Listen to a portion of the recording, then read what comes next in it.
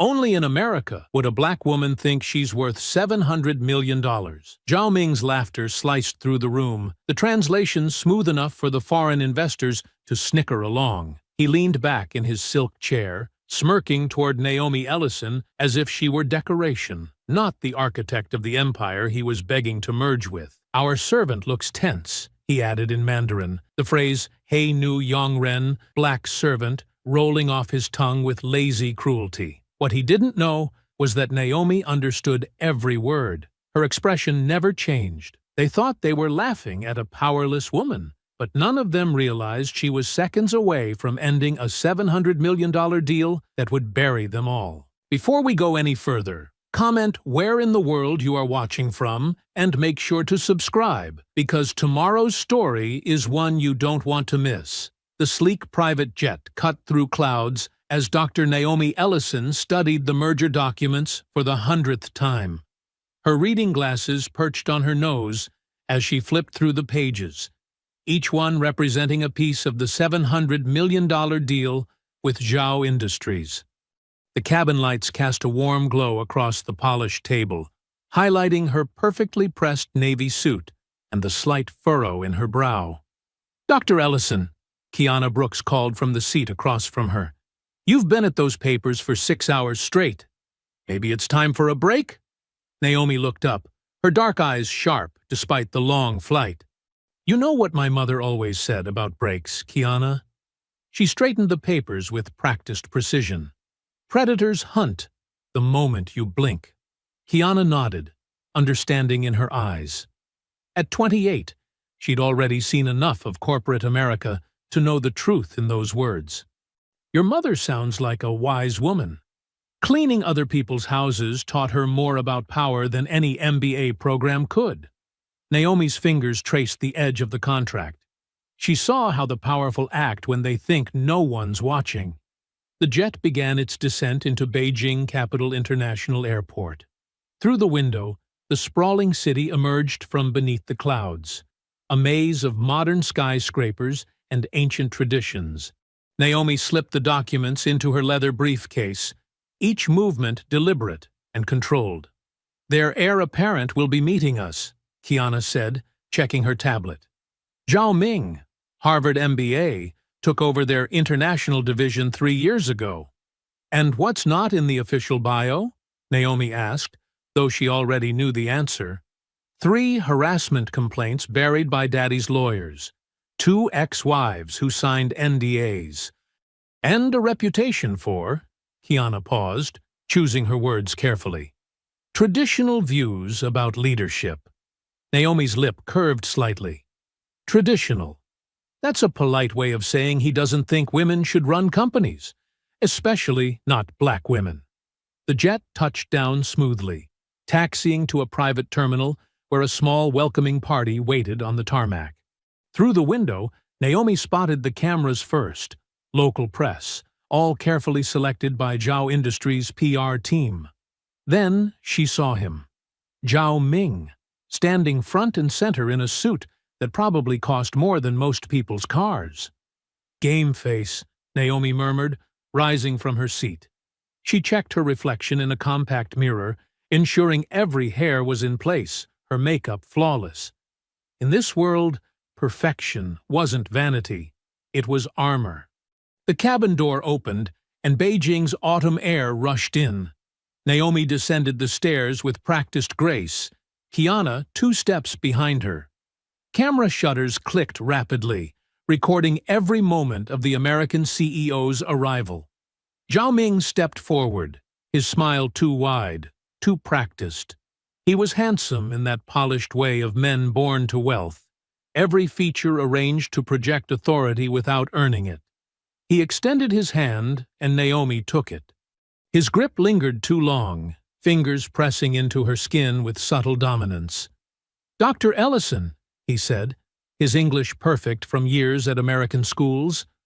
"What a pleasure." So they sent the diversity hire herself. The cameras kept clicking. Naomi's smile never wavered, though she felt her jaw tighten. Around them, his entourage pretended not to hear, their faces carefully blank. The comment hung in the air like smoke, impossible to grab, but unmistakably there. "Mr. Zhao," she replied, her voice smooth as silk. "Thank you for the welcome. Shall we discuss the future of energy innovation?" He laughed, a sound that didn't reach his eyes. "Of course, always straight to business with Americans. My father is eager to meet you." His gaze slid over her in a way that had nothing to do with business. They walked toward the waiting cars, a fleet of black luxury vehicles with tinted windows. Kiana stayed close, her tablet ready, her posture alert.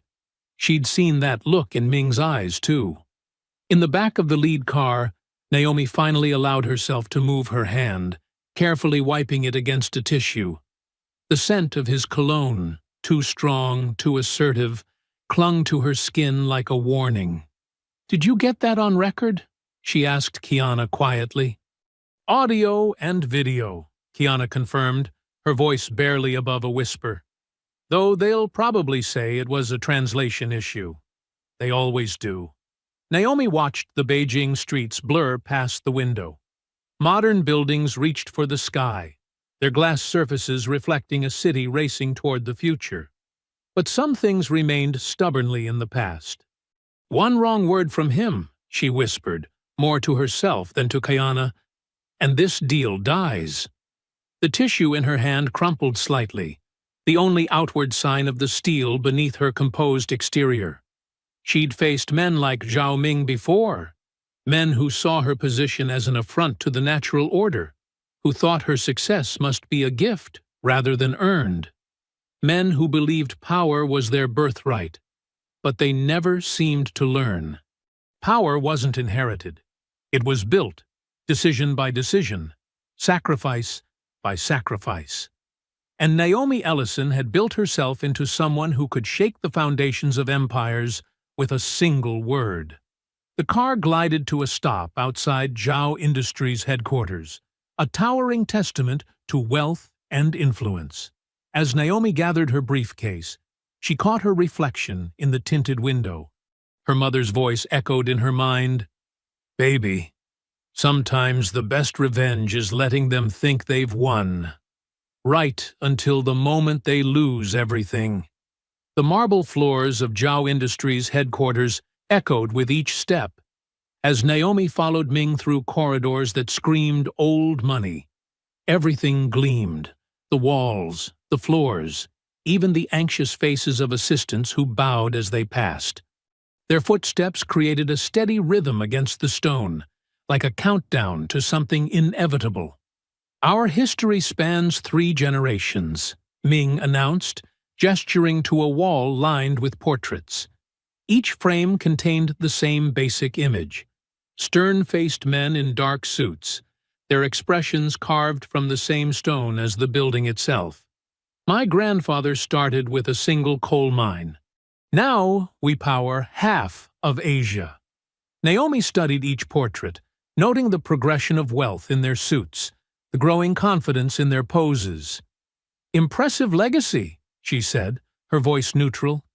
"Very impressive," Ming agreed, his smile sharp. "We believe in traditional values here: strong leadership, clear hierarchy." He paused before a particularly large portrait. "My father, Chairman Zhao Wei. He taught me that success comes from order, from knowing one's place." The emphasis on place wasn't subtle. Neither was the way his eyes flicked to her, measuring her reaction. "In America," he continued, switching to Mandarin, "they think anyone can lead, even if they lack proper background." He smiled wider, certain she couldn't understand. "Like putting a monkey in silk robes." Naomi's face remained perfectly composed, though her fingers tightened slightly on her briefcase. The insult hung in the air, wrapped in the false security of a foreign tongue. They reached a set of ornate doors where Chairman Zhao Wei waited with an entourage of executives. The chairman was everything his portrait suggested: elegant, reserved, radiating quiet authority. He bowed slightly, perfectly polite, but his eyes never quite met Naomi's. "Dr. Ellison," he said, his English careful and precise. "Welcome to our humble home." The boardroom could never be described as humble. A massive table of polished rosewood dominated the space, surrounded by leather chairs that probably cost more than most cars. Floor-to-ceiling windows offered a commanding view of Beijing's skyline, the city sprawling beneath them like a kingdom. Lunch was served as they discussed preliminary terms: delicate dim sum, premium tea, every detail orchestrated to display wealth and control. Naomi noticed how the serving staff kept their eyes down, how they seemed to fade into the walls between courses. "The American market is challenging," one of the senior executives remarked, helping himself to more tea. "So many regulations, so many demands for representation." He chuckled, a sound like ice cracking. "And the women there, such strong opinions, such loud voices." Other executives joined his laughter, a chorus of artificial amusement. Chairman Zhao's face remained neutral, but something like approval flickered in his eyes. Ming didn't even try to hide his smirk. Naomi set down her teacup with precise control. "Volume rarely correlates with impact," she said, her voice carrying the weight of every degree she'd earned, every barrier she'd broken. "True power speaks for itself." Her eyes met the executives, and the laughter died. Something in her gaze, the quiet certainty, the unshakable dignity, turned the temperature in the room several degrees colder. The silence that followed felt like a vacuum, sucking the smugness from their faces. Chairman Zhao cleared his throat. "Shall we review the proposed timeline?" The meeting continued, but the atmosphere had shifted. Naomi noticed how they began watching her more carefully, like men who'd suddenly realized they might be standing on thin ice. Hours later, in her hotel suite, Naomi stood at the window watching Beijing's lights flicker to life. The city looked different from this height, less intimidating, more vulnerable. She pulled out her phone and dialed Kiana's room. "Did you get everything?" she asked when Kiana answered. "Every word," Kiana confirmed. "Both languages, including Ming's charming monkey comment." Naomi's reflection smiled back at her from the window. "Good. They think speaking Mandarin makes them invisible. That's exactly what we need."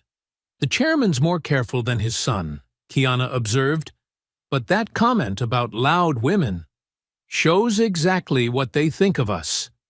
Naomi touched the cool glass, her fingertip tracing the outline of the Zhao Industries building in the distance. "They see our voices as a threat because they've never had to fight to be heard. So what's our play?" Naomi watched a plane cut through the night sky, its lights steady and determined. Tomorrow they'll see how loud quiet can be. The city continued to pulse below, millions of lives intersecting in countless ways. But up here, in this carefully appointed suite, one woman stood perfectly still, her silence more dangerous than any shout could ever be. The lights of Beijing reflected in her eyes, and in their glow, she looked less like a visitor and more like a force of nature, patient, inevitable, and impossible to stop once set in motion. The Zhao family estate sprawled across the outskirts of Beijing like a small palace, its gardens perfectly manicured, its walls high enough to keep the real world at a comfortable distance. Inside the main dining hall, crystal chandeliers cast prismatic light across faces both Eastern and Western, all wearing masks of civility that grew thinner with each course. Naomi sat at the center of the long table, her emerald dress a deliberate choice. Power without provocation. The silk caught the light as she reached for her wine glass, each movement measured and elegant. She'd learned long ago that in rooms like this, even lifting a fork could be judged. Ming held court at the head of the table, his father notably absent due to pressing business matters. The younger Zhao had loosened his tie after his third glass of wine, his carefully cultivated Western manners beginning to slip. "Tell me, Dr. Ellison," he called down the table, interrupting her conversation with a British investor, Where did you study? Harvard? Yale? His tone suggested these were the only acceptable answers. MIT, Naomi replied simply, watching his reaction. Both degrees. Both? Ming's eyebrows rose with exaggerated surprise. How fortunate! They must have had excellent diversity programs. Several Western executives shifted uncomfortably in their chairs. A server silently replaced empty soup bowls with the next course. Shark fin soup, a display of wealth that doubled as a statement about environmental concerns. The engineering program was quite competitive, Naomi said, her voice carrying just enough warmth to make her next words cut deeper. Merit-based admission, actually, though I imagine that concept might be unfamiliar to some. A few quiet coughs around the table. Ming's smile tightened. Of course, he said, switching to what he imagined was an African accent, thick and caricatured. We are all very impressed with your achievements. He looked around the table, seeking approval. In America, everyone gets trophy. Yes, everyone wins. Several Chinese executives laughed openly.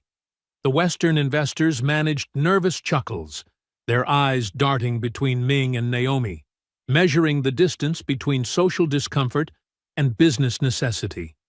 Naomi noted each face, each laugh, each cowardly compromise. Her memory was excellent. It had to be.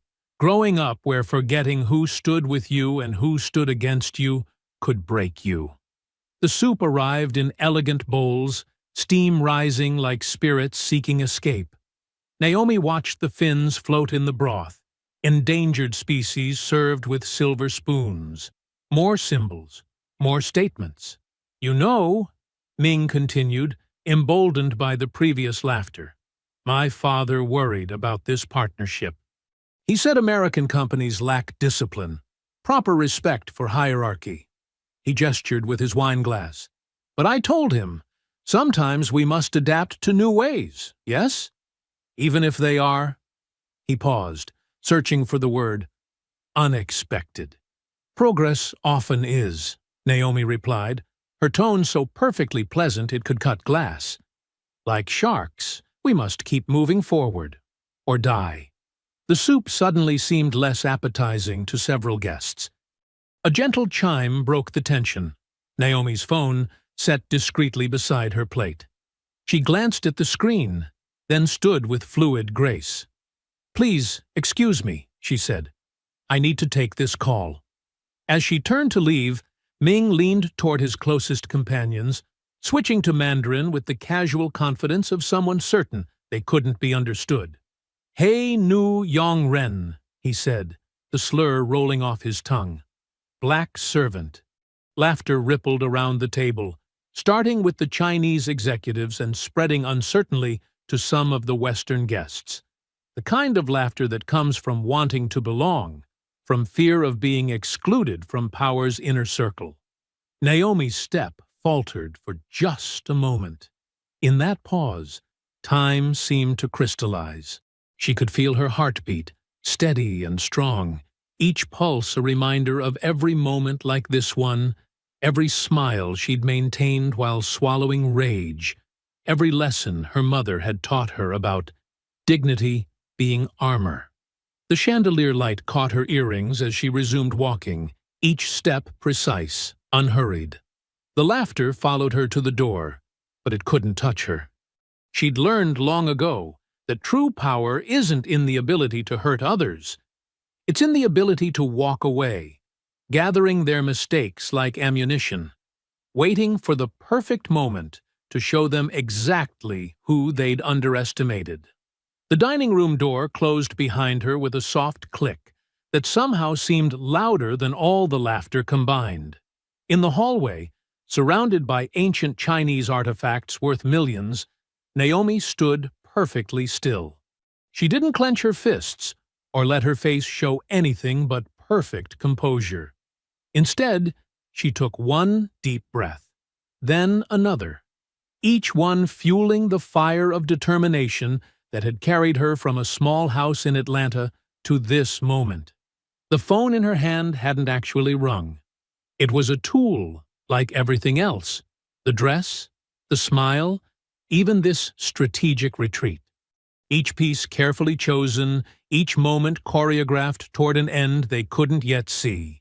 Behind those doors, they were still laughing, still certain of their superiority, still believing that power was measured in cruelty and wealth. They couldn't hear her silence, couldn't recognize it for what it was. Not submission, but the calm before a storm. They would learn, as so many others had, that underestimating Naomi Ellison was like mistaking a sleeping lion for a house cat, a mistake you only make once. Naomi smoothed her dress, checked her reflection in a gilded mirror, and pushed open the heavy wooden doors of the dining room. The laughter that had followed her out died mid-breath. She moved to her seat with measured grace, every eye in the room tracking her movement. Ming was still wearing his self-satisfied smile, though it flickered slightly when she met his gaze directly. The shark fin soup had grown cold, crystalline patterns forming on its surface like ice on a pond. "My sincerest apologies for the interruption," Naomi said, in perfect Mandarin, her pronunciation crisp and clear. "I wanted to properly thank you for this excellent meal." The silence that followed was absolute. Ming's face drained of color so quickly he seemed to age years in seconds. Around the table, expressions shifted from confusion to dawning horror as they realized the magnitude of their mistake. A wine glass toppled, spreading red across white linen like blood. "Dr. Ellison," Ming stammered in English, "I didn't realize—" "Clearly," Naomi continued in Mandarin, her voice carrying to every corner of the room. "Though I'm curious, would it have mattered? Would knowing I understood have stopped you from showing exactly who you are?"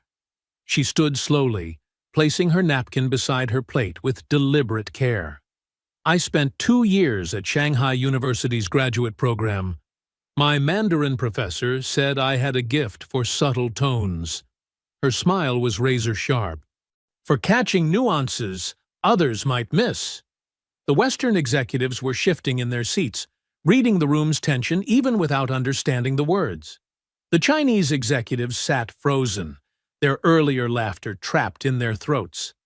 As CEO of Ellison Global Renewables, she switched to English, ensuring everyone would understand what came next. "I am hereby terminating all merger negotiations with Zhao Industries, effective immediately." She paused, letting the words sink in. A servant doesn't sign billion-dollar partnerships. She ends them. Chairs scraped against marble floors as people rose in panic. Ming shot to his feet, his face now flushed with desperate anger. "You cannot do this. The contracts are unsigned," Naomi cut him off, "and will remain so." She turned to address the room. "I suggest everyone check their phones. My team is releasing a statement to the press as we speak, along with recordings of tonight's entertainment." A chorus of notification chimes filled the air as if on cue. Phones emerged from pockets and purses, like flowers blooming in fast motion. The sound of multiple sharp intakes of breath followed. "You recorded us?" Ming's voice cracked. "That's illegal." "In China, yes," Naomi agreed. "But in international business meetings, my company's policy is to maintain complete records for transparency. It's clearly stated in our preliminary agreements, the ones you clearly didn't bother to read carefully." Another mistake. She began walking toward the door, her heels clicking against marble in the stunned silence. "Oh, and Mr. Zhao?" She turned back. "The next time you want to insult someone, you might want to check their credentials first. MIT has an excellent international program." The room erupted into chaos behind her. Voices raised in multiple languages: Mandarin, English, French, German, all with the same note of panic. $700 million were evaporating like morning dew, and with them, countless careers and reputations. In the grand foyer, Kiana was waiting with Naomi's coat. Her assistant's eyes were bright with barely contained excitement, her phone already buzzing continuously in her hand. "Car's ready," Kiana said, holding the coat open. "And the press release went live 2 minutes ago. It's already trending." They walked out into the cool Beijing night, leaving the sounds of disorder behind them. The garden's carefully arranged stones and trees seemed to bow in the evening breeze, as if acknowledging their passage. The limousine door closed with a solid thunk, sealing them in climate-controlled quiet. Kiana's phone continued to vibrate, headlines flashing across its screen faster than she could read them. Ellison Global cancels major Chinese merger. Shock at Zhao Industries. Dinner. Deal collapses. Breaking. Racist remarks. Torpedo 700 meters energy deal. Through the tinted windows, the Zhao estate's lights grew smaller, its perfectly manicured grounds receding into the darkness. Naomi watched it disappear, her face illuminated by the passing streetlights, each flash revealing the same composed expression she'd worn all evening. "Social media is exploding," Kiana reported, scrolling through her feeds. "The recording is everywhere. CNN is calling for comment. So is Bloomberg. The Wall Street Journal wants an exclusive." She looked up. "What should I tell them?" Naomi continued staring out the window, watching Beijing's modern skyline rise before them, all glass and steel and ambition. "Good," she said simply. "Let them talk." In the reflection of the window, she could see her own face superimposed over the city lights, clear-eyed, unshaken, exactly as her mother had taught her to be. In her mind, she could hear her mother's voice. "Baby, sometimes the biggest victory is just walking away with your head high." The limousine glided through the night, carrying them toward the airport where the company jet waited. Behind them, an empire built on arrogance was learning an expensive lesson about underestimating the wrong person. Ahead, headlines were spreading across the globe, carrying not just news of a failed deal, but a message about power, respect, and the cost of casual cruelty. The Beijing sunrise painted the city in shades of amber and gold, but Naomi had been awake long before dawn. She stood at her hotel suite's floor-to-ceiling windows, watching digital stock tickers scroll across the sides of skyscrapers. Ellison Global's stock was flashing in angry red, down 12%, and falling. Below, a swarm of reporters clustered around the hotel's main entrance like anxious bees. Security guards formed a human barrier, keeping the press at bay. Camera flashes punctuated the morning light, even from 30 floors up. "They're saying it's the biggest deal collapse in clean energy history," Kiana said from her position at the suite's dining table, surrounded by tablets and laptops. She hadn't slept either. Her usually pristine blazer was slightly wrinkled, coffee cups scattered around her workstation. Chinese social media is split between outrage and, well, more outrage. But Western outlets are calling it a watershed moment for corporate accountability. Naomi's phone buzzed again, the 20th call from David Levin in the past hour. She'd been ignoring them all, but this time she picked up. The video call connected, revealing her CFO's face, flushed with barely contained fury. "Do you have any idea what you've done?" David's voice crackled through the speaker. His usually perfectly combed hair was disheveled, his collar askew. "The board is in chaos. Our investors are panicking. You humiliated them." "Good morning to you too, David."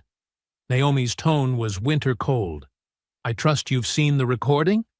"Of course I've seen it. Everyone has seen it. But you can't tank a $700 million deal over a few racist comments." "A few racist comments?" Naomi's eyebrow arched. "Is that what we're calling it now?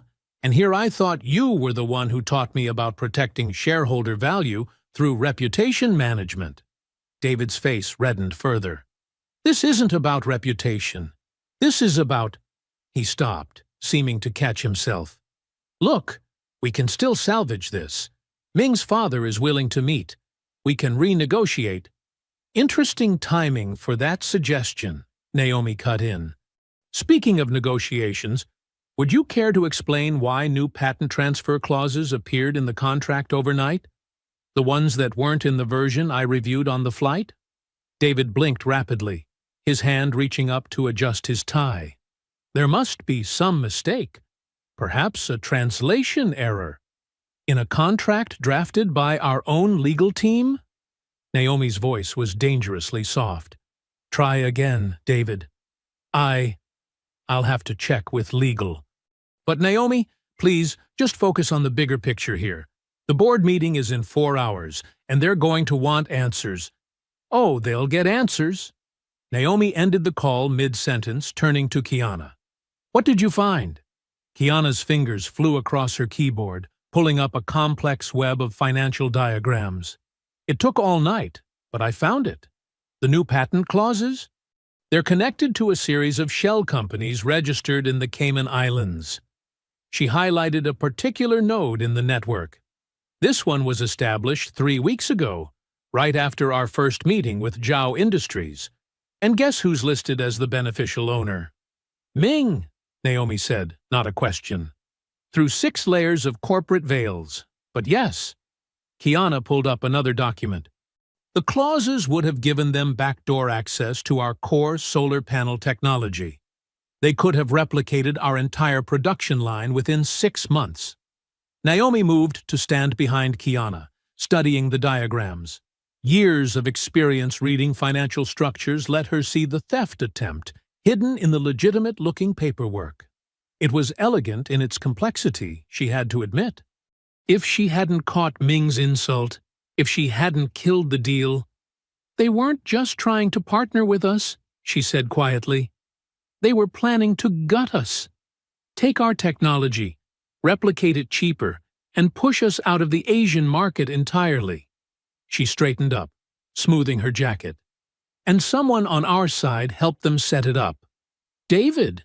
Kiana asked, though her tone suggested she already knew the answer. The timing of the contract changes, the rushed closing schedule, the way he's pushing to salvage the deal even after what happened. Naomi shook her head. He's been their man from the start. We just need to prove it. A knock at the door made them both turn. A hotel staff member entered with a silver breakfast tray, complete with fresh coffee and pastries. As she set it down, Naomi noticed her hands trembling slightly. Pardon, Doctor. Ellison, the young woman said in careful English. But security asked me to inform you. There are now over 50 reporters in the lobby. They're requesting statements. Thank you, Naomi replied with a warm smile. And thank you for bringing breakfast, despite the crowd. After the staff member left, Kiana stood up, stretching muscles stiff from hours of computer work. What's our next move? Naomi walked back to the window. The morning sun had risen fully now, glinting off the steel and glass towers of Beijing's financial district. Somewhere in one of those buildings, Ming was probably scrambling to contain the damage, never suspecting they'd discovered the real plot hidden behind his racist bluster. They called me servant while trying to steal my crown, Naomi said, her reflection in the window overlaying the city like a ghost. Now we take theirs. She turned to Kiana. Start with David's emails from the past month. Every contact, every meeting, every document he's touched. If he helped them set this up, he left tracks somewhere. Kiana was already typing. And Ming? He wanted to play with racism and corporate theft? Naomi's smile was sharp as a blade's edge. Let's show him what happens when you try both against the wrong person. The morning news cycle hit like a tsunami. Naomi watched from her hotel room as talking heads dissected her every move, her every word from the fateful dinner. On CNN, a commentator with perfectly coiffed hair shook his head solemnly. Sources close to the negotiations suggest Dr. Ellison may have misinterpreted cultural differences, he said. This emotional response could cost shareholders billions. Naomi muted the TV, her finger pressing the button with controlled force. Her phone buzzed constantly with notifications. Social media was having a field day. The messages ranged from concerned to cruel, with an ugly undercurrent of racism threading through many of them. "They're calling you unstable on WeChat," Kiana reported, scrolling through her tablet. "And Twitter. Well, you don't want to know what's trending. Let me guess. Hashtag angry black woman." Naomi's voice was dry as dust. "Among others." Kiana's face darkened. "The trolls are out in force. I've had to shut down comments on all our corporate social media." Naomi stood, walking to her closet. She pulled out a simple black sweater and jeans, clothes that would help her blend in rather than stand out. "I need some air." "You can't go out there," Kiana protested. "The media is still camped downstairs, and security says—" "I didn't survive 2 decades in corporate America without learning how to move unseen." Naomi pulled her hair back into a tight bun, added large sunglasses and a surgical mask, common enough in Beijing that it wouldn't draw attention. "Keep monitoring the situation. I'll be back in 2 hours." The service elevator deposited her in the hotel's kitchen area. A few workers glanced her way, but in her plain clothes, she was just another foreigner trying to avoid attention. She slipped out through the loading dock and into the bustling streets of Beijing's business district. All around her, life continued as normal. Street vendors hawked their wares, office workers hurried between skyscrapers, tourists snapped photos of the modern architecture. But in cafes and on street corners, she caught fragments of conversation. Her Mandarin picked up whispers that made her jaw clench. "That American woman. Lost face over nothing. These foreigners. So sensitive." In a high-end coffee shop, 2 young executives in sharp suits didn't bother to lower their voices as she passed their table. "Who does she think she is?" one said in Mandarin. "These Americans, especially the black ones, they don't understand how to do business here." His companion laughed. Ming Zhao was right. Too emotional. No control. Naomi ordered her coffee in perfect Mandarin, watching their faces pale as they realized she'd understood every word. She took her drink to a corner table, opening her phone to find Ming's face plastered across Chinese business news sites.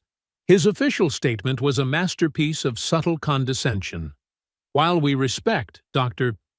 Ellison's passion, her emotional reaction to standard business negotiations raises concerns about her ability to operate in international markets.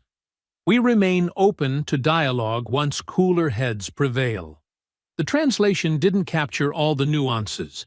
The way his choice of words in Mandarin painted her as hysterical, unstable, out of her depth. The comments below the articles were worse, a cesspool of racist and sexist vitriol barely disguised as business criticism. Her phone buzzed with a message from the board. They were deeply concerned about the situation and requested an emergency meeting. Another buzz, share prices dropping. Another, a major investor threatening to pull out.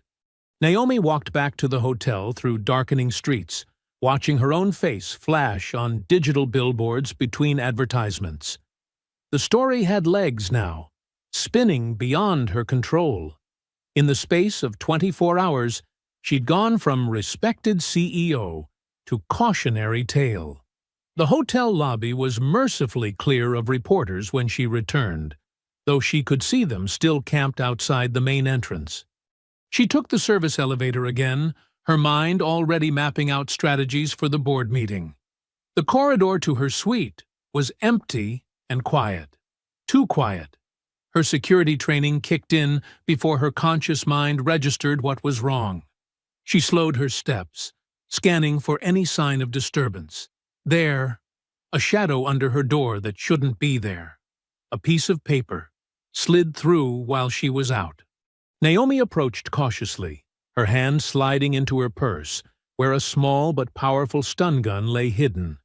The note was printed on expensive paper, the kind used for business cards. The message was in English, each word carefully chosen. You dishonor yourself by staying. Leave China by tomorrow night, or bleed here. Some lessons must be taught harshly. Naomi picked up the note with a tissue, preserving any possible fingerprints. Inside her suite, she checked every room, every closet, every possible hiding place. Nothing was disturbed, but the message was clear. They could reach her whenever they wanted. She double-checked the door's bolt, then moved a chair under the handle for good measure. From her purse, she withdrew the stun gun, a gift from her head of security, who'd insisted she never travel without it. Its weight was reassuring in her hand as she checked the charge indicator. Full power. "Try me," she muttered, setting the weapon on her bedside table within easy reach. "I've faced worse than schoolyard bullies with daddy's money." The Beijing sunrise painted the hotel room in shades of gray and amber. Naomi sat cross-legged on the floor, surrounded by stacks of printed documents and 3 laptops. Her jacket was draped over a chair, her sleeves rolled up, ready for battle. Kiana worked at the desk, red-flagging suspicious entries in spreadsheets.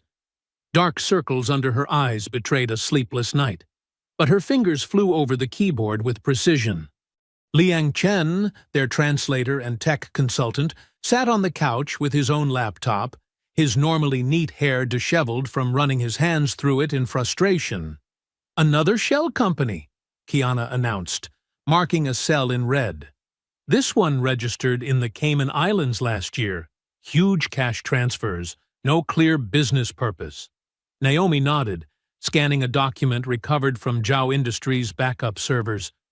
Patterns the same. They create these shells just before major international deals. She touched her temple, fighting a headache. "Liang, what's this notation here?" Liang leaned forward, squinting at Chinese characters in tiny font. "It's creative accounting.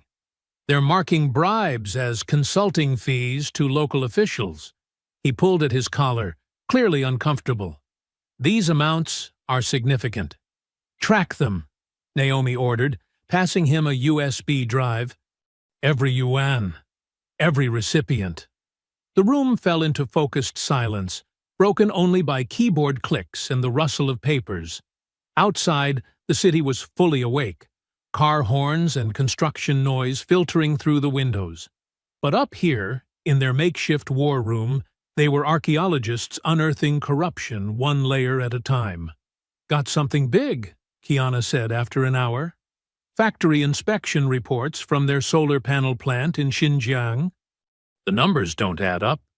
Liang moved to look over her shoulder, his face paling as he read. "These worker manifests. I've seen this before. These aren't employees. They're forced labor." Naomi's head snapped up. "You're certain?" "The language is careful, but—" Liang pulled up another document, translating rapidly. "See here? Special Worker Integration Program. And these housing costs?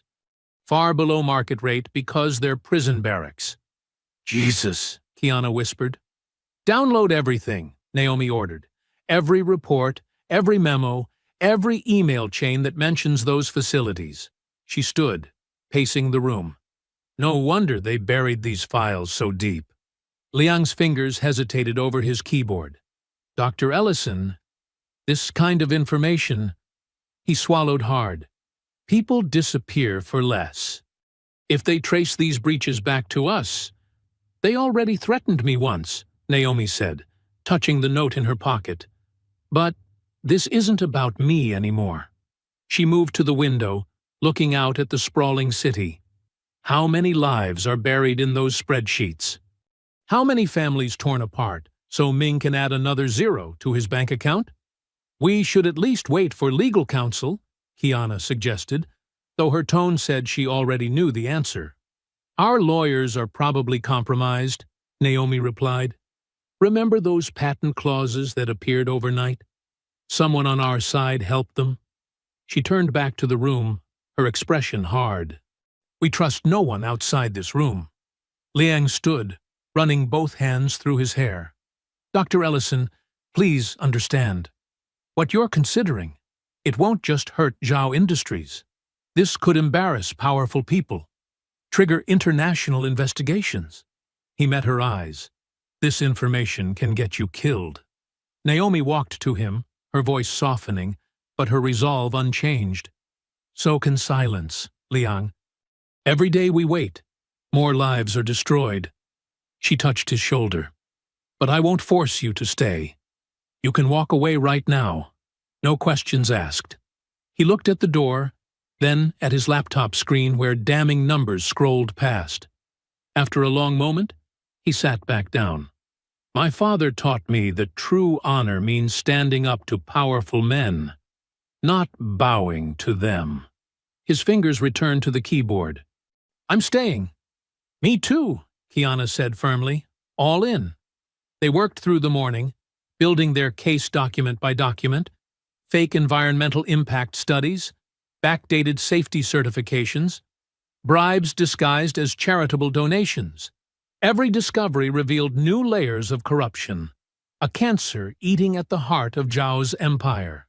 Look at these profit margins, Kiana said, pointing to a graph. No way they're this high without cutting every corner possible. Not just corners, Liang added grimly. Lives, safety, basic human dignity. He rubbed his eyes. The deeper we dig, the worse it gets.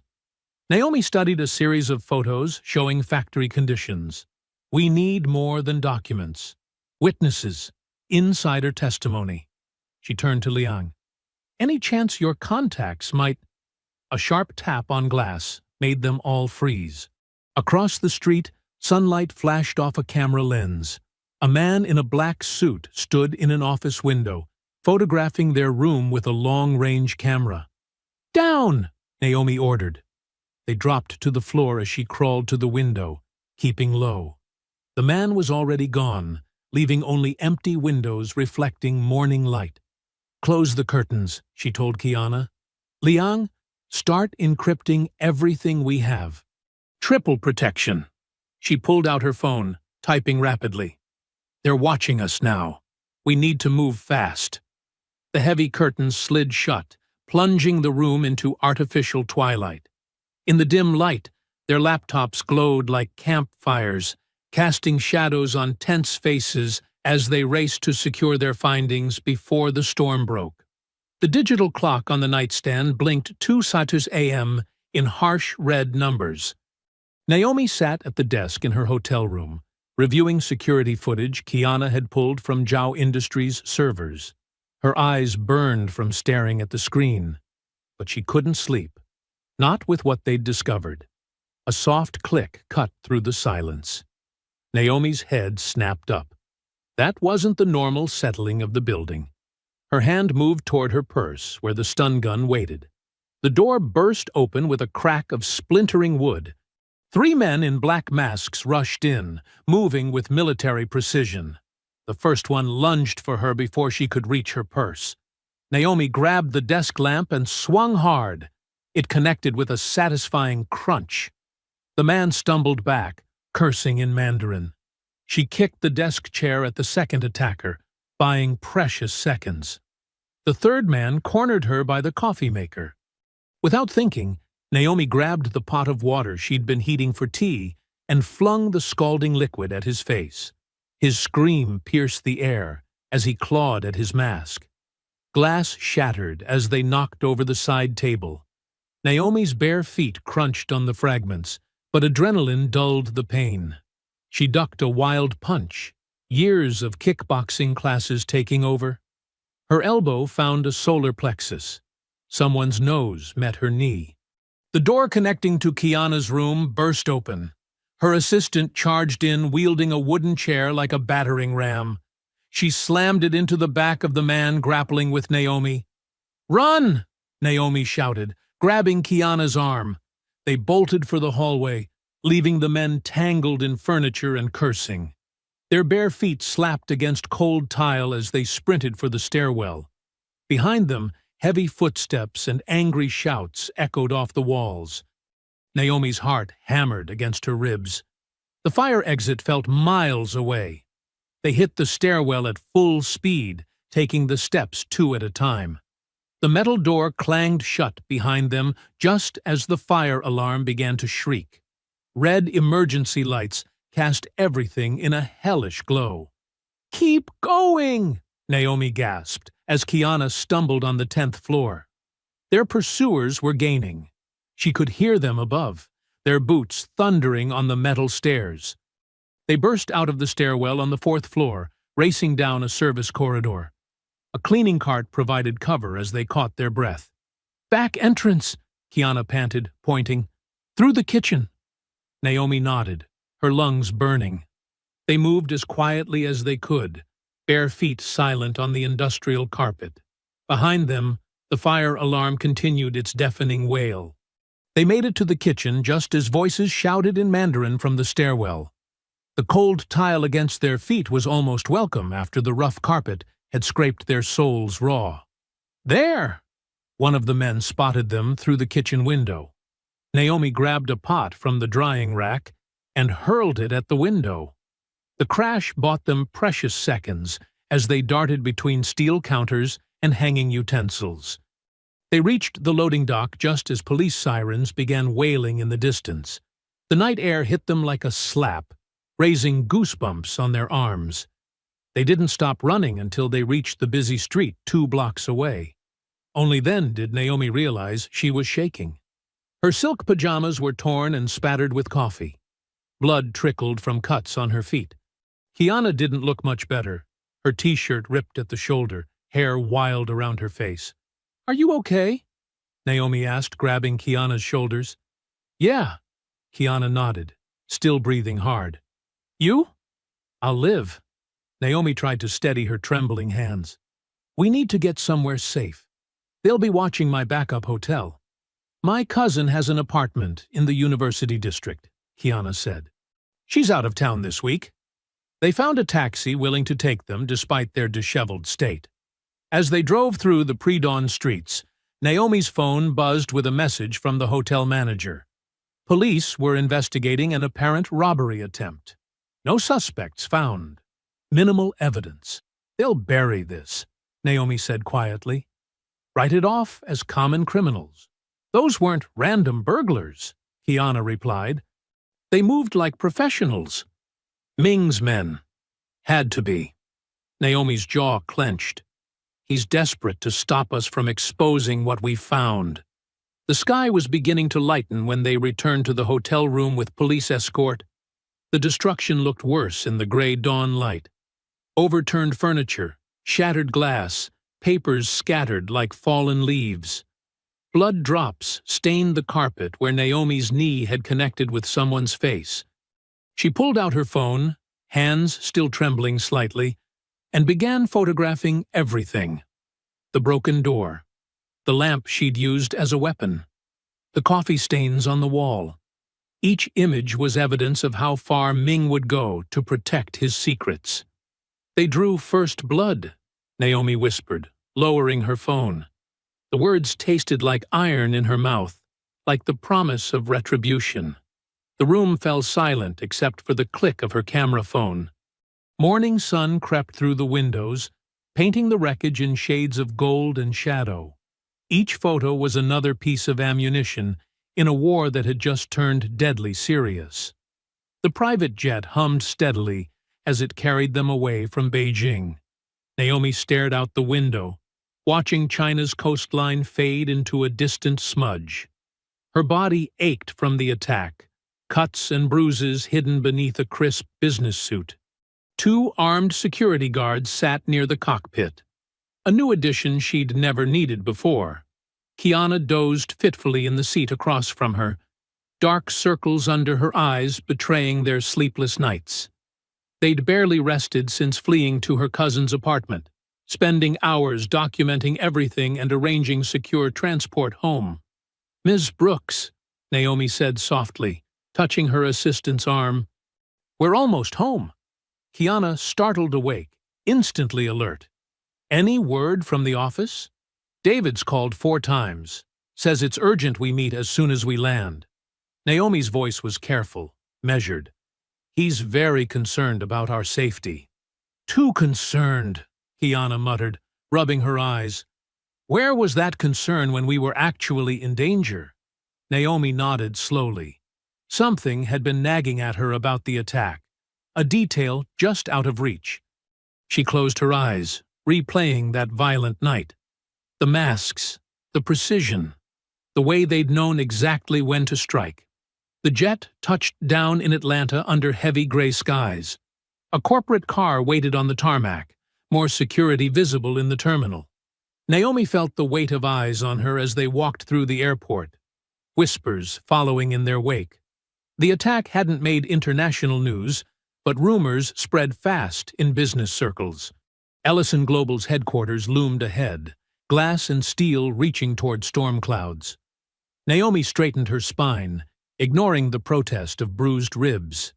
She wouldn't let them see her pain. The elevator ride to the executive floor was silent. When the doors opened, David Levin stood waiting, concern etched on his polished features. "Naomi," he said, stepping forward with open arms.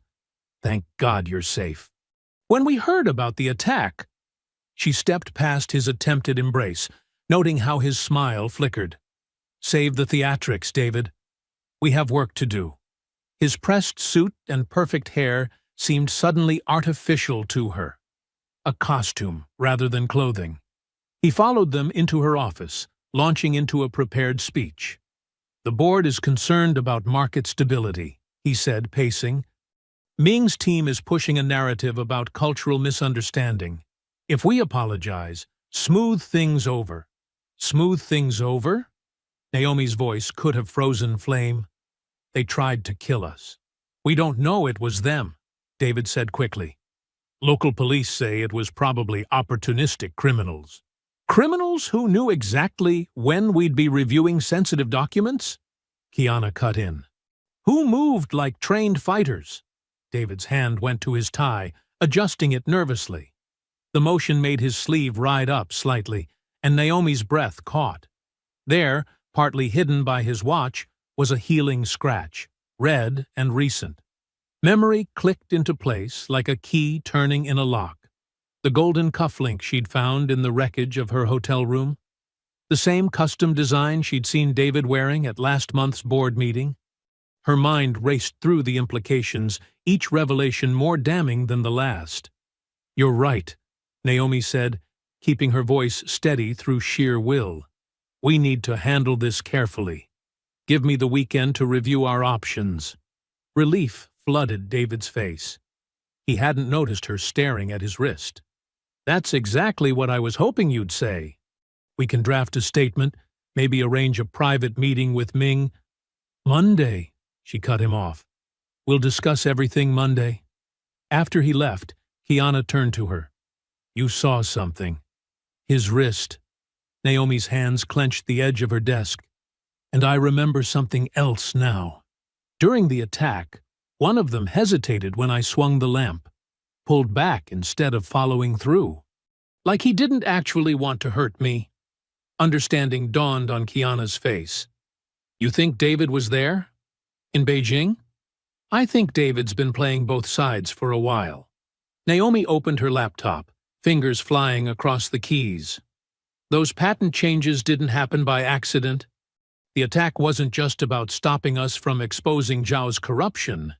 It was about destroying evidence of David's involvement." They worked through the evening, sending the security team home to avoid suspicion. Thunder rolled outside as night fell, rain lashing against the windows. Naomi's cybersecurity team had given her specialized tools for emergencies, programs that could crack encrypted emails without leaving traces. "There," Kiana said at last, pointing to her screen. "Hidden account, routing through servers in Singapore." Naomi's jaw tightened as she read. Dozens of messages between David and Ming stretching back months. Plans to manipulate contract terms. Warnings about her investigation. Details about her schedule in Beijing. "She's too dangerous to control," Naomi read aloud, voice hard as steel. "The parent company won't act. We need to handle this ourselves." The final email was dated the night before the attack. David's response was simple. "Whatever it takes." Rain drummed against the windows as Naomi stared at the evidence of betrayal. Her CFO, someone she'd trusted, promoted, defended to the board, had conspired with Ming to destroy her. Had been in that hotel room, watching as his hired thugs tried to terrorize her into silence. "Send copies to secure storage," she told Kiana. "Then contact legal," quietly. Lightning flashed outside, illuminating their reflection in the dark windows. In that stark moment, Naomi saw herself clearly. No longer the poised CEO trying to work within the system, but a warrior who'd been forced to fight. David and Ming had chosen violence over respect, betrayal over honor. She touched the bruises hidden beneath her sleeve, feeling each one like a brand of resolve. They'd thought her soft, thought they could break her with fists and fear. They were about to learn how wrong they were. The Atlanta skyline glittered through the wall of windows in Naomi's office, a constellation of city lights stretching into the midnight darkness. She stood at the glass, hands clasped behind her back, watching her reflection overlay the urban landscape below. The bruises from Beijing had begun to fade, but the memory of that violence remained sharp as broken glass. Kiana sat at the conference table behind her, surrounded by laptops and tablets, her fingers moving across keyboards with practiced precision. Empty coffee cups and takeout containers testified to the hours they'd spent building their case. "The summit's scheduled for Thursday," Kiana said, checking her tablet. "Every major financial network will broadcast live. Ming's people are already confirming their attendance. They think it's your surrender speech." Naomi turned from the window, a slight smile touching her lips. They always underestimate what they fear. "That's their weakness." She moved to the table, each step measured and deliberate. Her heels clicked against the hardwood floor as she reached for a tablet, reviewing their gathered evidence. The screen displayed a folder structure that represented months of careful documentation, financial records, email chains, surveillance footage, and audio files, all meticulously organized. "Walk me through the presentation order again," Naomi said, settling into her chair. Kiana pulled up a timeline on the main screen. "We open with the partnership proposal. Everything clean and above board. Then we show the altered contract terms David secretly inserted." She swiped to the next slide. "That leads us to the money trail. Shell companies, hidden accounts, the works. And the labor violations? Documented with photos, witness statements, and satellite imagery." Kiana's voice hardened. "They can't deny what we caught from space." Naomi nodded, scrolling through secure folders on her laptop. She'd built redundant backups of everything, stored in different locations around the world. After the attack in Beijing, she'd learned the value of paranoid preparation. "The key is timing," Naomi said, pulling up another file. "We need to control the narrative from the first moment. No time for their spin doctors to react." They spent the next hour fine-tuning the presentation sequence. Each revelation would build on the last, constructing an irrefutable case of corruption, racism, and violence. The evidence would unspool like a perfectly orchestrated symphony of justice. "What about the audio?" Kiana asked quietly. Naomi opened a secured file, labeled only with a timestamp. The waveform appeared on screen, spikes and valleys representing Ming's voice at the fatal dinner. His Mandarin slur, preserved in pristine digital clarity, waited like a loaded weapon. "We save it for the end," Naomi said, studying the audio pattern. "After we've shown the corruption, the theft attempts, the attack, let them see the rot at their core, before we expose the hatred in their hearts." She thought about her mother, who'd spent decades cleaning other people's houses with quiet dignity, who'd taught her that education was armor, that excellence was revenge, that patience was power. The memory of Ming's sneering face floated in her mind, his casual cruelty, his assumption of superiority. Check the investor list again, Naomi instructed, pushing the memory aside. I want to know exactly who'll be in that room. Kiana pulled up profiles on her tablet. Most of the major funds confirmed. European pension managers, Gulf state sovereign wealth representatives, Asian development banks. She paused, scrolling.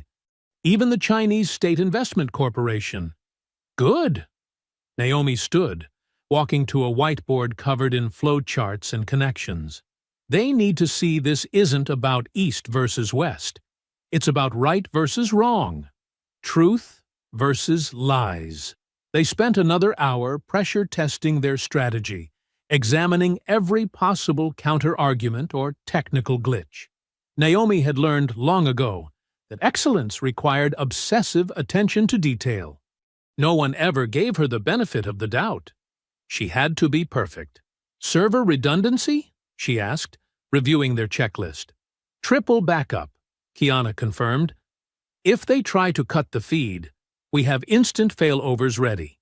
And hard copies of everything will be under each seat in sealed envelopes. Naomi allowed herself a small smile. They'd thought her soft, thought they could bully her into silence. Instead, they'd taught her to be bulletproof. The city lights continued their silent dance beyond the windows as midnight deepened toward dawn. Naomi returned to her laptop, opening the audio file one last time. She adjusted her headphones, wanting to be absolutely certain of the quality. Ming's voice filled her ears, the Mandarin syllables precise and poisonous. Hey Nu Yong Ren, black servant. She could hear the smirk in his voice, the absolute certainty of his superiority. In the background, nervous laughter rippled from his audience of sycophants and cowards. Naomi's finger hovered over the trackpad, her reflection in the screen steady and resolute. The woman looking back at her wasn't angry anymore. She was focused, determined, unstoppable. She'd transformed their hatred into fuel, their violence into purpose. The audio waves pulsed on screen, waiting to be unleashed. One click would start an avalanche that would bury Ming, David, and their entire corrupt empire. Not with fury or vengeance, but with truth and unshakable evidence. She pressed play once, listening to the slur again. Then she closed the laptop with a quiet click. Tomorrow, she said, her voice carrying the weight of certainty. They kneel. The video wall in Naomi's executive conference room displayed a grid of faces, power brokers and kingmakers from every corner of the global finance world. Their expressions ranged from polite interest to barely concealed boredom. They thought they were here to witness her capitulation, her career's quiet death. Naomi stood before the cameras in a crisp white suit, her posture relaxed but commanding. Kiana sat off-camera, monitoring the technical feeds and backup systems. The morning sun streamed through the windows, casting a golden glow across the polished conference table. Thank you all for joining us, Naomi began, her voice steady and clear. I've called this summit to address recent events and share some crucial information about the proposed Zhao Industries partnership. Ming's face appeared in one of the larger video panels, broadcasting from his father's ornate office in Beijing. He wore a practiced smile, probably expecting her to apologize, to beg forgiveness for her emotional outburst. Chairman Zhao sat behind him, face impassive as stone. Let's begin with the original partnership agreement, Naomi said, sharing her screen. The contract appeared, its terms highlighted in blue. This was the version we initially discussed. She clicked forward. New text appeared, marked in red. And these are the alterations secretly inserted the night before signing. Notice the changed patent transfer clauses, the modified ownership structures. Murmurs rippled through the virtual gathering. Ming's smile flickered but held. Our investigation revealed these changes were designed to facilitate illegal technology transfers through a network of shell companies. Another click brought up a complex web of financial flows. This structure, centered around Ocean Bright Holdings Limited, connects directly to accounts controlled by Zhao Ming. The murmurs grew louder. Ming's smile vanished entirely. But this was just the surface, Naomi continued, her pace measured and relentless. Our team uncovered systematic fraud dating back years. She began sharing document after document, forged audit reports, falsified safety inspections, bribery payments disguised as consulting fees. These transfers, she highlighted a series of transactions, show payments to government officials through offshore accounts. The dates correspond exactly with approved permits for facilities that failed environmental impact assessments. Chairman Zhao finally stirred, leaning forward to whisper something to Ming. But Naomi was already moving to her next revelation. We also discovered evidence of forced labor at multiple Zhao facilities. Satellite photos appeared, along with internal memos and witness testimonies. Workers held against their will, passports confiscated, living in monitored dormitories. The investors' faces had transformed from boredom to shock to growing anger. Ming was typing frantically on his phone, probably trying to contact his damage control team. When we discovered these irregularities, Naomi said, her voice taking on an edge of steel, I raised concerns at a private dinner. The response was illuminating. Her finger hovered over the keyboard. In the brief pause, she met Ming's eyes through the screen. His face had gone pale, realization dawning too late. She pressed play. Ming's voice filled the conference room, his Mandarin words precise and poisonous. Hey Nu Yong Ren. The slur hung in the air like smoke. Then came the ripple of nervous laughter, the sound of glasses clinking, the moment of casual cruelty captured in perfect digital clarity. Naomi let the recording play to its end. Then she switched to Mandarin, her pronunciation flawless. You called me servant. Now serve your shame. The reaction was immediate and devastating. Investors began disconnecting one by one, their video panels going dark like lights being extinguished. Those who remained wore expressions of disgust and fury. On the financial ticker running along the bottom of the video wall, Zhao Industries' stock began to plummet. The numbers fell faster with each passing second, millions in value vanishing like mist in sunlight. Ming's face had gone from pale to ashen. Behind him, Chairman Zhao stood slowly, his expression a mask of contained rage. He reached for Ming's shoulder, his grip visibly tight even through the video feed. The complete evidence package has been transmitted to relevant regulatory authorities in 12 countries, Naomi stated, switching back to English. You'll find copies in your secure inboxes, along with documentation of which agencies have been notified. Another wave of disconnections followed. The stock price continued its freefall. This concludes our presentation, Naomi said. Thank you for your time.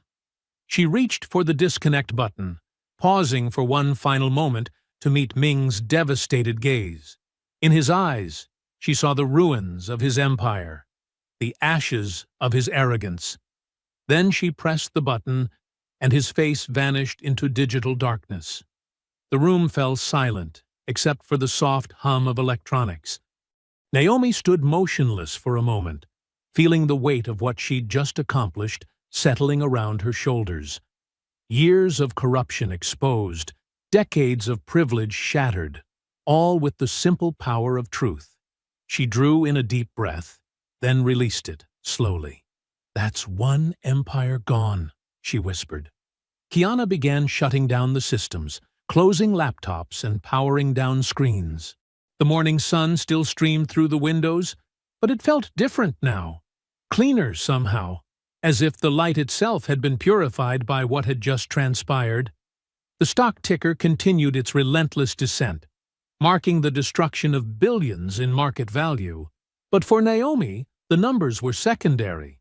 She'd done what she'd set out to do, not just protect her company, but strike a blow against the kind of casual hatred that had haunted her entire career. She reached for her water glass, took a small sip, and watched as the financial world absorbed the shockwaves of what she'd just unleashed. In Beijing, phones would be ringing, lawyers would be scrambling, and Ming would be facing his father's wrath. But here in Atlanta, in this quiet conference room, Naomi had finally proven what her mother had always taught her. Excellence, truly, was the best revenge. The first video appeared just 3 hours after the summit ended. Shaky footage showed what looked like Naomi shoving a Chinese staff member during her Beijing visit.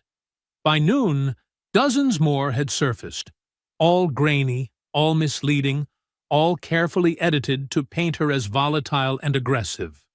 Naomi stood at her office window, watching dark clouds gather over Atlanta's skyline. Her phone buzzed constantly with notifications, each one bringing a fresh wave of anonymous hatred. The messages ranged from racial slurs to detailed death threats, filling her inbox like poison. "They're using deep fakes," Kiana said from her desk, scrolling through the latest batch of videos. "Good ones, but they're fake. Look at how your shoulder clips through the wall in this one." "Save everything," Naomi replied, her voice calm despite the storm brewing both outside and online. "Every threat, every video, every comment. We'll need it all." Her computer chimed with an urgent email notification. The subject line read, "Internal Memo. Ellison Global Corruption Exposed." The sender was listed as Anonymous Whistleblower, but Naomi knew better. She'd recognize David Levin's writing style anywhere. The attached documents were masterfully crafted, memos that seemed to show her approving illegal payments, backdated emails discussing technology theft, even a fake recording of her planning to sabotage the Zhao deal from the start. It was the kind of paper trail that could destroy careers, the kind that took weeks to prepare. "He's been planning this," Naomi said, forwarding the files to her secure server. "These forgeries are too good for rush work. David's been Ming's inside man all along." Kiana moved to Naomi's computer, examining the documents. The metadata shows some of these were created months ago. He's been building this trap since before the Beijing trip. And now he thinks he's sprung it. Naomi pulled up a different folder on her screen, one containing every email David had ever sent from his corporate account, including the ones he thought he'd deleted. "But I've been building my own trap, too." She opened the first email chain between David and Ming, dated 6 months earlier. The messages started innocently enough, casual business discussions, harmless information sharing, but they grew darker over time, more explicit in their planning. The final exchanges discussed exact dollar amounts for David's cooperation, offshore account numbers, and detailed instructions for sabotaging Naomi's position. "Send it all to the FBI," Naomi instructed. "Every email, every attachment, every deleted draft. And copy the SEC on everything related to the stock manipulation they planned." Kiana's fingers flew across the keyboard, transmitting years of evidence to federal authorities. Outside, thunder rolled across the sky as the storm finally broke. David's office door opened across the hall. He emerged wearing his usual polished smile, straightening his tie as he walked toward Naomi's door. She could see the confidence in his stride. He thought he had her cornered. "Naomi," he said, entering without knocking, "we need to discuss damage control. These allegations are extremely serious." She turned from the window slowly, letting him see her complete lack of concern. "Yes, they are. Especially the federal ones." His smile flickered. "Federal? The FBI's Cybercrimes Division is particularly interested in your conversations with Ming about hacking our servers." She picked up her phone, showing him the screen. "They just confirmed receipt of all the evidence. They're very efficient." The color drained from David's face. "Those emails were deleted." "Nothing's ever really deleted, David. You taught me that, remember?" Back when you were still pretending to be my mentor instead of Ming's puppet. Heavy footsteps echoed in the hallway. Two FBI agents appeared in the doorway, their badges gleaming. Behind them stood several uniformed police officers. "David Levin?" one agent said. "We need you to come with us." David's mask of corporate calm shattered completely. "This is ridiculous. I'm the CFO of this company. You can't just—" "They can, and they will," Naomi cut in. "Corporate espionage, wire fraud, conspiracy to commit cybercrime. Those are federal charges, David. And that's before we get to the attempted theft of classified green energy patents." The agents moved forward, handcuffs ready. David backed away, looking desperately around the room as if seeking escape. "You don't understand. They made me do it." Ming said, "Save it for your testimony," the agent said, securing the cuffs around David's wrists. "You'll have plenty of time to explain everything." Camera flashes began popping through the windows as David was led out. News vans had already gathered below, tipped off about the FBI's arrival. The whole world would see David Levin's walk of shame. Naomi stood at her window, watching as they guided him through the gauntlet of reporters. His perfectly tailored suit looked wrong somehow with his hands cuffed behind his back. More flashes lit up the scene despite the rain, capturing his downfall for tomorrow's headlines. She didn't blink once as she watched him being placed in the FBI vehicle. This was what justice looked like, not loud or dramatic, but methodical and inescapable. All those years of David's subtle condescension, his hidden prejudices barely masked by corporate politeness, had led to this moment. The car pulled away, leaving only rain-soaked reporters and their disappointed cameras. Naomi remained at the window, her reflection calm and steady in the glass. In less than a day, she'd toppled a corrupt empire in Beijing and exposed a traitor in her own ranks. But she knew this wasn't the end. Power never surrendered quietly, and wounded predators were the most dangerous kind. Streetlights cast long shadows across the empty Atlanta roads as Naomi guided her Mercedes through the quiet night. The day's victory felt distant now, replaced by a familiar wariness that had followed her since Beijing. Her hands gripped the steering wheel firmly, eyes constantly checking the rearview mirror, a habit she'd developed since the hotel attack. The digital clock on her dashboard read 11:43 p.m. Most of the office buildings around her were dark, their windows reflecting the occasional flash of her taillights. She'd stayed late finalizing statements about David's arrest, making sure every word was precise, unassailable. Movement in her mirror caught her attention. Headlights, high and aggressive, belonging to a black SUV that had turned onto the street behind her. Something about its presence made her skin prickle. The vehicle kept pace, maintaining the same distance for 3 blocks straight. Naomi took a right turn, then another, mapping escape routes in her mind. The SUV followed each move. Her suspicion hardened into certainty. This wasn't coincidence. Her foot pressed heavier on the gas pedal, but she kept her speed just under suspicious. No need to attract police attention, not when she needed mobility. The SUV suddenly accelerated, closing the gap between them. Its headlights filled her mirrors, bright enough to be blinding. Naomi's pulse quickened, but her movements remained controlled, deliberate. She'd faced worse than tailgaters. They approached an intersection where the road widened into 4 lanes.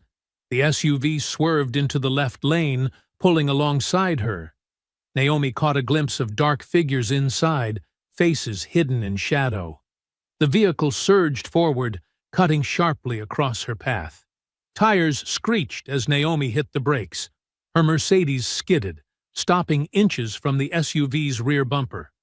Before she could reverse, 2 men emerged from the vehicle. Their movements were practiced, purposeful. One carried a tire iron that gleamed dully under the streetlights. Time seemed to slow. Naomi saw every detail with crystalline clarity. The men's black gloves, their featureless dark clothing, the way they spread out to approach from both sides. She remembered the hotel room in Beijing, the sound of breaking glass, the feeling of being cornered. Not this time. Her foot slammed the accelerator before they could reach her doors. The Mercedes's engine roared to life, tires spinning against wet pavement.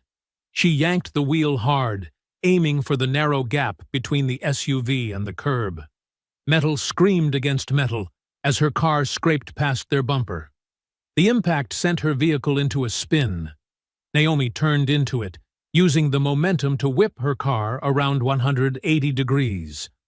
Her training from defensive driving courses took over, counter-steering, maintaining control, finding her exit. The Mercedes straightened out, facing the opposite direction, and she floored it.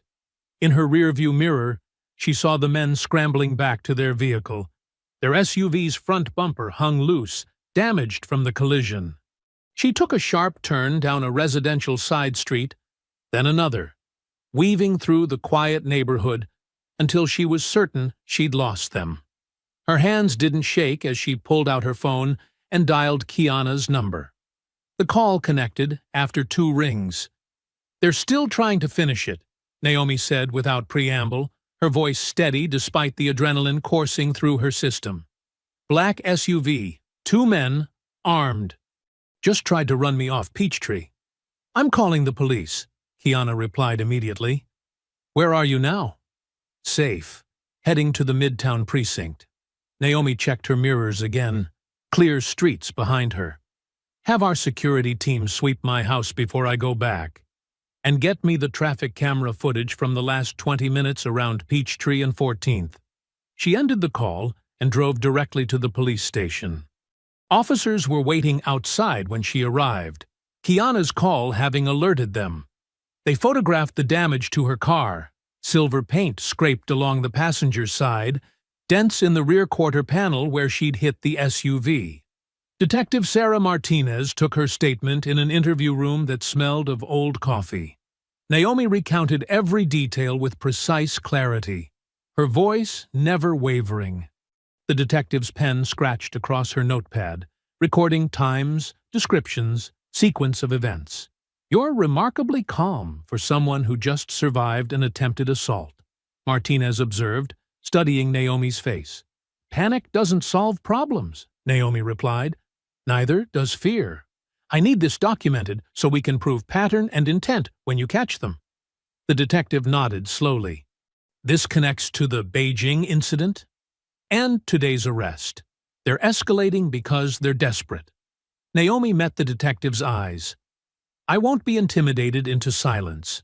Not by Ming, not by David, not by hired thugs in an SUV." It was nearly 2 a.m. when she finally returned home. Her security team had swept the property twice, installed additional cameras, and positioned guards at strategic points around the perimeter. She walked through her front door alone, refusing to let them escort her inside. This was her space, and she wouldn't let fear change how she lived in it. In her bedroom, Naomi changed out of her suit, hanging it carefully despite the late hour. The routine helped settle her mind, brought focus back to her breathing. She opened her safe and removed a matte black pistol, a Glock 19, chosen for reliability and precision. The weapon was familiar in her hands, a tool she'd hoped never to need, but had trained with extensively. She laid the pistol on her nightstand, checking that the safety was on, that a round was chambered. Her voice was barely a whisper in the quiet room, never again unarmed.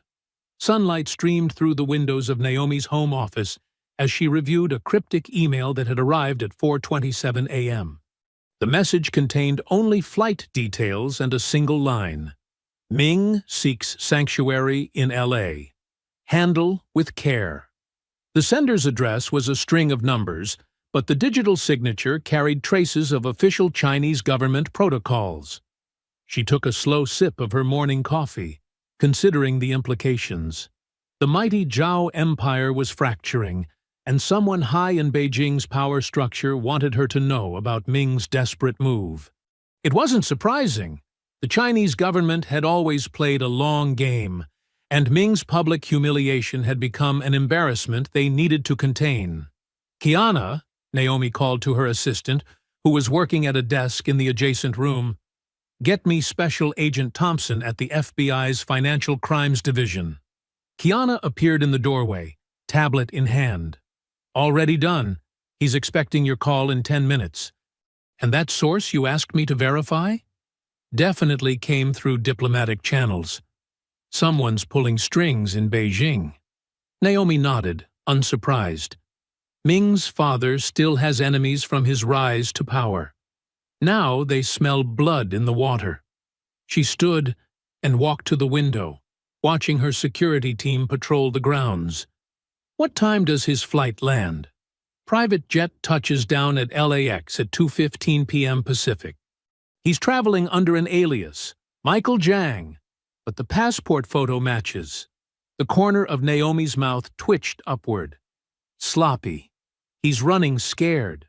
She turned back to her desk and opened her laptop. "Get me everything on his known contacts in California. Business partners, property holdings, shell companies, especially anyone who might hide him." For the next hour, they built a detailed map of Ming's West Coast connections. The pattern was clear. He was trying to salvage relationships with American investors, probably hoping to rebuild his empire from abroad. But his hasty exit suggested he feared more than just financial ruin at home. At precisely 9:04 a.m., Naomi dialed Agent Thompson's secure line. His gruff voice answered on the first ring. "Dr. Ellison, I hear you've got something interesting for us." "Zhao Ming enters U.S. airspace in 5 hours, she said, without preamble. "He's carrying falsified travel documents and planning to meet with investors who helped him launder money through Nevada casinos last year." There was a pause on the line. "That's very specific intelligence. Your source is reliable?" "Reliable enough that the Chinese government wants him caught and sent home. They're cleaning house, Agent Thompson. Ming's not just running from bad press anymore." "Give me everything you have," Thompson said. Papers rustled in the background. "And, Dr. Ellison, watch your back. If he's desperate enough to flee China, he might try to settle scores first." Naomi thought of the tire iron gleaming under streetlights, the sound of breaking glass in Beijing. "My security's doubled since last night's attempt. Focus on catching him before he disappears into some billionaire's compound in Beverly Hills." She spent the next several hours coordinating with FBI teams, providing documentation of Ming's financial crimes that her investigators had uncovered. The evidence was damning. Wire transfers to terrorist-linked accounts, bribes to African officials, systematic theft of intellectual property. Ming hadn't just been arrogant. He'd been sloppy, leaving digital fingerprints across every scheme. At 1:45 p.m. Eastern Time, Kiana rushed into the office. His plane just began descent into LAX. FBI's in position. Naomi pulled up a secure video feed that Thompson had granted her access to. Multiple camera angles showed the private terminal where Ming's jet would taxi. Teams of agents in tactical gear took positions behind vehicles and buildings. The sleek Gulf Stream touched down right on schedule, its wheels sending up puffs of smoke against the California sunshine. It rolled to a stop near the private terminal, and for several long moments, nothing happened. Then the door opened, and a familiar figure appeared at the top of the stairs. Ming looked different from the arrogant man who had mocked her in Beijing. His designer suit was wrinkled, his hair unkempt. He carried only a small leather briefcase, clutching it like a shield. As he descended the stairs, his eyes darted around nervously, searching for waiting cars or friendly faces. Instead, he found FBI agents emerging from every direction, weapons drawn. Ming froze halfway down the stairs, his face a mask of disbelief and rage. Even through the grainy video feed, Naomi could read his lips as he shouted in Mandarin, demanding diplomatic immunity, threatening consequences. The agents were professional and efficient, securing him without drama.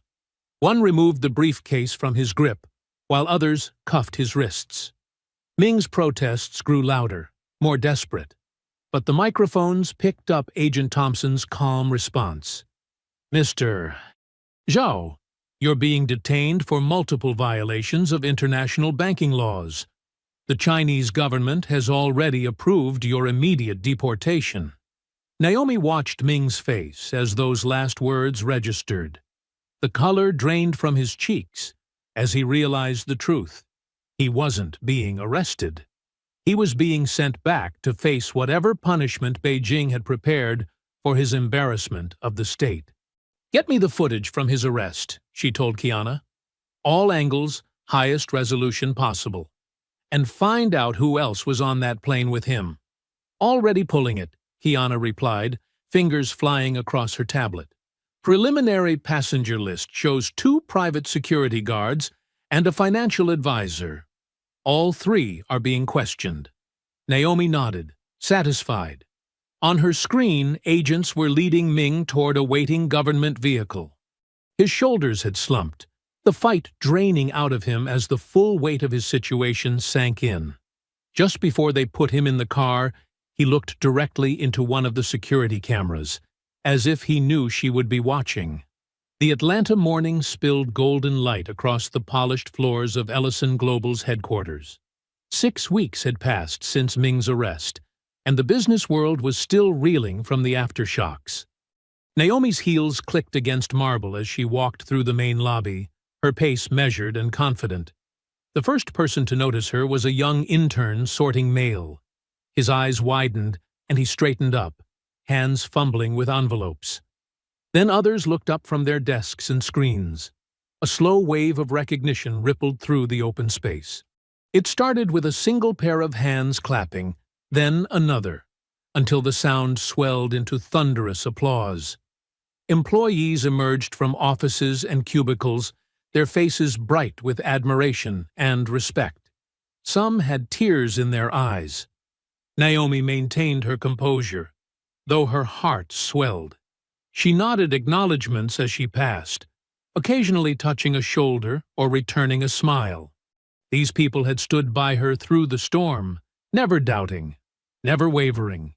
In her office, Kiana waited with the morning briefings and a stack of messages. "Good morning, Dr. Ellison. The latest from Beijing. Zhao Industries stock has officially been delisted. Their board dissolved yesterday, and asset liquidation begins next week." "And the chairman?" Naomi asked, settling behind her desk. "Resigned in disgrace. The Chinese government's investigation found decades of corruption. He's under house arrest." Kiana's tablet chimed. "Oh, and Ming's federal indictment just came through. 37 counts of financial fraud, plus conspiracy charges. He's facing 20 years here if Beijing ever lets him leave their custody." Naomi allowed herself a small smile. An empire built on arrogance, torn down by its own pride. "Speaking of which," Kiana held up her tablet, "every major network wants you. Good Morning America, Today Show, 60 Minutes. They're offering primetime specials, exclusive sites downs." "No." Naomi's voice was firm but gentle. "They want to turn this into entertainment, Kiana. They want the angry black woman who brought down a dynasty. They want tears and drama and sound bites about revenge." "But your story could inspire so many people," Kiana protested. "Young women, especially women of color." "They don't need my face on TV," Naomi interrupted. "They need to see that truth still matters. That dignity and intelligence can defeat violence and hate." She gestured at the window, where morning sun painted the Atlanta skyline.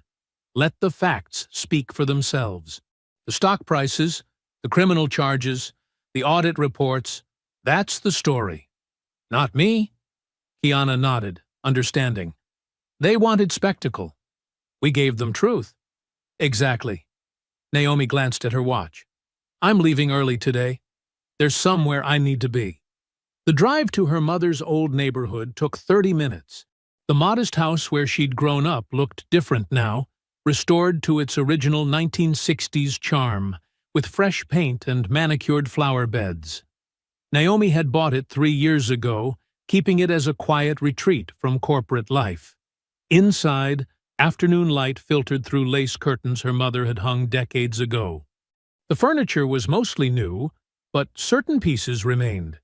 The old piano where she'd practiced scales, the rocking chair where her mother had sat after long days cleaning other people's homes. Naomi moved through the rooms slowly, touching familiar walls. In her purse was a photograph taken at the fatal banquet in Beijing.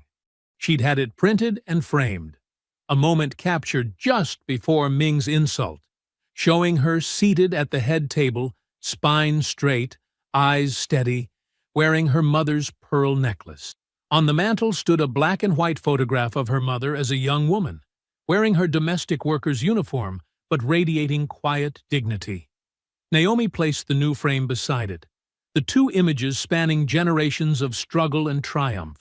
She stepped back, studying the visual echo between the photographs, the same proud posture, the same unflinching gaze. Her mother had taught her that dignity wasn't given. It was claimed, that education and excellence were weapons no one could take away. The last rays of sunset filled the room with soft amber light. Naomi touched both frames gently, feeling the weight of legacy in her fingertips. "They used fists," she whispered to the quiet house, to her mother's memory, to her own reflection in the glass. "We used truth, and when that failed, we used strength." The words settled into the peaceful air like a final piece clicking into place. Naomi gathered her things, took one last look at the photographs, and walked to the door. The security system beeped as she entered the code, and the lock clicked with satisfying finality. Outside, cricket song filled the warm Georgia evening. Her heels made soft sounds on the brick path as she walked to her car, her stride steady and sure, moving forward as she always had, one step at a time, unafraid, unbroken, unstoppable in her quiet power. I hope you enjoyed that story. Please like the video and subscribe so that you do not miss out on the next one. In the meantime, I have handpicked 2 stories for you that I think you will enjoy. Have a great day.